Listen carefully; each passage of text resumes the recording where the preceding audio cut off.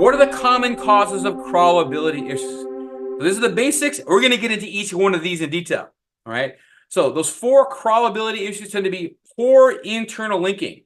Without proper internal linking strategies and structure, engines might struggle to navigate your site effectively. Broken links and redirects, another big issue. Links that lead to 404 pages which are not there, or improper redirects can hinder the bot's ability to navigate your site.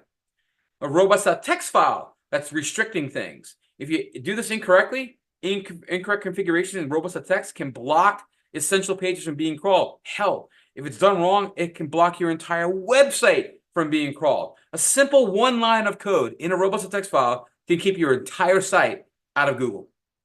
And server errors. Frequent server errors can also disrupt the crawling process. These are big ones. We're going to cover a lot of this in a few, as much as we can anyway.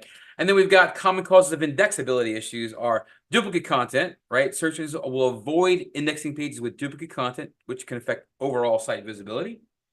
URL parameters, which are after the question marks, right? And this is where Amazon can really struggle if they don't do this right.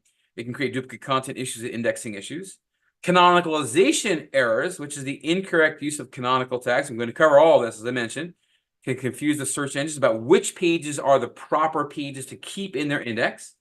And then a no index, no follow meta tag. There's a meta tag, robust meta tag, that is like a meta description tag or a meta keyword tag or the title tag that go in the head of a page.